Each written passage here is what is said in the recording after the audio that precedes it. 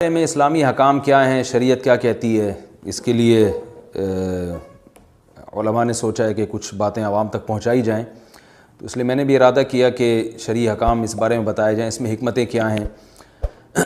رسول اللہ صلی اللہ علیہ وسلم کے دور میں سورج گرہن ہوا ہے۔ آپ صلی اللہ علیہ وسلم کے نرینہ اولاد نہیں تھی، آپ کو اللہ نے اولاد دی اور آپ کے بیٹے کی موت واقع ہوئی۔ یہ ایک بہت بڑا حادثہ تھا اس وقت، کیونکہ عرب میں نرینہ اولاد کی بڑی ویلیو تھی۔ آپ صلی اللہ علیہ وسلم کو اللہ نے بیٹیاں دیں، بیٹا نہیں دیا، اور بیٹا دے کے اٹھا لیا، تو ایک بہت بڑا واقعہ تھا، اور اللہ کی قدرت کے اسی دن سورج بھی گرہن ہو گیا۔ تو عرب یہ کہا کرتے تھے، زمانہ جاہلیت میں یہ بات مشہور تھی کہ کوئی بہت بڑا دنیا میں واقعہ ہوتا ہے تو سورج یا چاند گرہن ہو جاتے ہیں۔ اسی دن سورج بھی گرہن ہوا،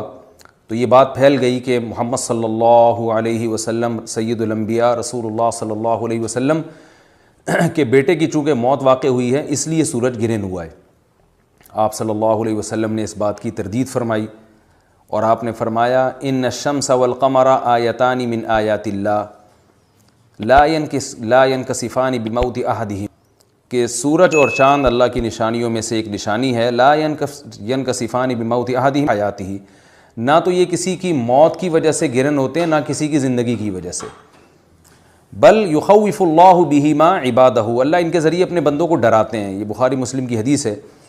اپنے بندوں کو خوف زدہ کرتے ہیں۔ تو یہ اللہ کی نشانیاں ہیں، اور آپ صلی اللہ علیہ وسلم نے اس موقع پر نماز کا حکم دیا، اللہ کے سامنے عاجزی اور انکساری کا حکم دیا۔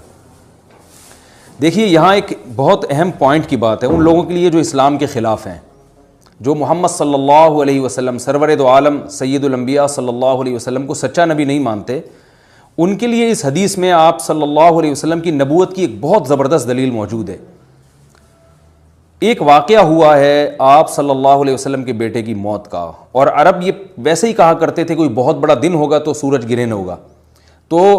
کوئی بھی شخص جو جھوٹا نبی ہو، آپ خود بتائیے کہ کیا وہ ایسے موقع پہ اس واقعے کو اپنے حق میں کیش نہیں کرائے گا، اور وہ یہ کہے گا نہیں کہ میں تو پہلے ہی کہتا تھا کہ میں بہت بڑی شخصیت ہوں اور میرے بیٹے کی موت ہونا، ایک پیغمبر کے بیٹے کی موت ہونا ہے تو یقیناً یہ اس اللہ کی طرف سے ایک نشانیاں ہے، یہ نشانی ہے سورج کا گرہن ہونا، یہ بتانے کے لیے ہے کہ واقعی یہ بہت بڑا دن ہے، اور میں یہ بہت بڑا دن اس اعتبار سے کہ ایک نبی کے بیٹے کی موت واقع ہوئی ہے۔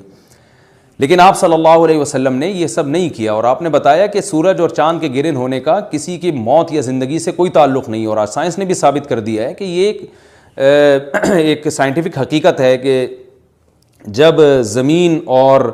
سورج کے درمیان چاند آ جائے تو سورج گرہن ہو جاتا ہے، اور جب چاند اور سورج کے درمیان زمین آ جائے اور سورج کی روشنی چاند تک نہ پہنچ رہی ہو تو چاند گرہن ہو جاتا ہے۔ تو یہ ایک اس میں عبرت کی بات بھی ہے ان لوگوں کے لیے جو آپ صلی اللہ علیہ وسلم کی نبوت میں شک کرتے ہیں۔ البتہ آپ صلی اللہ علیہ وسلم نے اس موقع پر ہمیں حکم دیا کہ اللہ سے تضرع اور عاجزی اور انکساری کی جائے، اپنے گناہوں کی معافی مانگی جائے، اور نماز آپ صلی اللہ علیہ وسلم نے پڑھی۔ اس پہ بھی بعض لوگ اشکال کرتے ہیں کہ یہ جب ایک نیچرل پروسیس ہے تو اس میں اتنا گھبرانے کی، کیونکہ حدیث میں آتا ہے آپ صلی اللہ علیہ وسلم بہت گھبرائے، تو اس میں گھبرانے کی کیا بات ہے؟ تو یاد رکھیے ہر نیچرل پروسیس جو ایک عام معمول سے ہٹ کر ہو اس میں انسان کے لیے ایک عبرت کی بات ہوتی ہے۔ ہم دیکھتے ہیں رسول اللہ صلی اللہ علیہ وسلم کے دور میں جب تیز ہوا چلتی تھی اور بارش سے پہلے ہوا چلا کرتی تھی تیز ہوائیں، تو آپ صلی اللہ علیہ وسلم گھبرا کے مسجد کی طرف دوڑتے، عاجزی انکساری کرتے، اللہ تعالیٰ سے یہ کہتے کہ اللہ تو نے تو مجھ سے وعدہ کیا کہ جب تک میں ان کے درمیان موجود ہوں تو ان کو عذاب نہیں دے گا۔ تو یہ خوف کا غلبہ تھا آپ صلی اللہ علیہ وسلم پر۔ کیوں؟ وجہ اس کی یہ تھی کہ یہی حالات قوم عاد اور قوم سمود پر بھی آئے ہیں۔ قرآن میں آتا ہے نا فَلَمَّا رَأَوْهُ عَارِضًا مُسْتَقْبِلَ أَوْدِيَتِهِمْ قَالُوا هَذَا عَارِضٌ مُمْطِرُنَا بَلْ هُوَ مَا اسْتَعْجَلْتُمْ بِهِ رِيحٌ فِيهَا عَذَابٌ أَلِيمٌ تُدَمِّرُ كُلَّ شَيْءٍ بِأَمْرِ رَبِّهَا فَأَصْبَحُوا لَا يُرَىٰ إِلَّا مَسَاكِنُهُمْ، کہ وہ بادلوں کو دیکھ کے کہنے لگے یہ تو ایک معمول کے مطابق بادل ہیں جو برسیں گے اور بارش ہوگی۔ تو پیغمبر نے کیا کہا کہ یہ بارش نہیں ہے بلکہ یہ وہ عذاب ہے جس کی تم جلدی کیا کرتے تھے، اور اس میں ایک ایسی ہوا ہے جو اللہ کے حکم سے ہر چیز کو ہلاک کر دے گی۔ اور پھر ان پر ایک ہفتہ عذاب آیا، اور قرآن کہتا ہے کہ وہ ایسے پڑھ کے ہلاک ہو گئے کہ فَتَرَى الْقَوْمَ فِيهَا صَرْعَىٰ كَأَنَّهُمْ أَعْجَازُ نَخْلٍ خَاوِيَةٍ، اے مخاطب اگر تو ان کو دیکھتا تو ایسے لگتا کھجور کے تنے ہیں جو اوندھے پڑے ہوئے ہیں، تو ایسے ہوا نے ان کو تہس نہس کر دیا۔ تو یہ عام معمول سے ہٹ کے جب بھی اس کائنات میں کوئی تغیر آتا ہے تو وہ اللہ کی نشانیوں میں سے ایک سائنٹیفک حقیقت بھی ہے، اس کی ایک لاجک بھی ہے، لیکن اس کے ساتھ ساتھ اللہ کی نشانیوں میں سے ایک نشانی بھی ہے، اور ایسی نشانی ہے جس سے ہمیں ڈرنا چاہیے کہ اللہ تعالیٰ کو اختیار ہے، وہ جب چاہے سورج کی روشنی چھین لے، چاہے کسی بھی طرح سے چھینے۔ اور یہ بھی ایک سائنٹیفک حقیقت ہے جو آپ صلی اللہ علیہ وسلم کی نبوت پر جس نے ایک مہر لگا دی ہے کہ سورج اور چاند کا گرہن ہونا، اگرچہ اس کی ایک لاجک ہے کہ چاند سورج کے سامنے آ جائے تو سورج گرہن ہو جاتا ہے، لیکن اس بارے میں جو ہماری تحقیق ہے، جو سائنسدان کہتے ہیں کہ یہ وقت یعنی خطرے کا وقت ہوتا ہے، سورج سے ایسی خطرناک ریز نکلتی ہیں جو نقصان کا سبب بن سکتی ہیں، تبھی بعض حضرات سورج کی طرف دیکھنے سے بھی منع کرتے ہیں،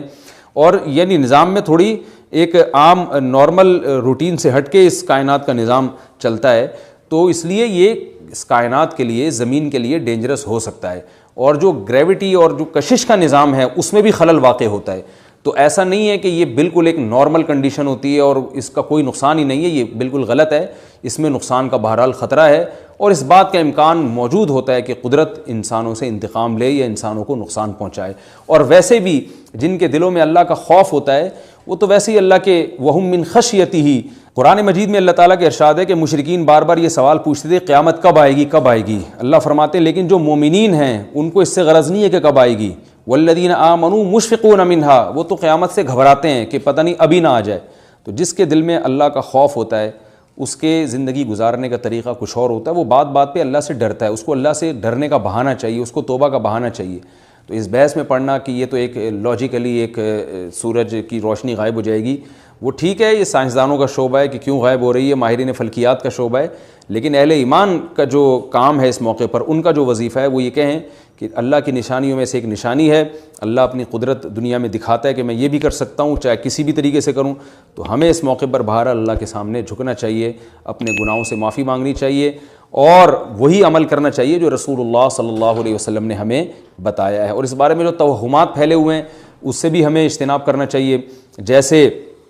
نبی صلی اللہ علیہ وسلم نے عربوں کے وہم کو دور کیا ہے، بھائی اس کا کسی کی موت اور زندگی سے کوئی تعلق نہیں ہے، تو اسی طرح آج کل لوگوں میں ایک سورج اور چاند گرہن ہونے کے بارے میں وہم بھی بہت ہے کہ پتہ نہیں کیا ہو جائے گا، حاملہ عورتیں نہ نکلیں، فلانا نہ کرے، اور فلانا خربوزہ نہ کھائے، اس موقع پر کسی نے تربوز کھا لیا تو یہ ہو جائے گا، الٹی الٹی باتیں پتہ نہیں کیا کیا مشہور ہیں، یہ خربوزے تربوز کی تو میں ویسے ہی مثال دے رہا ہوں۔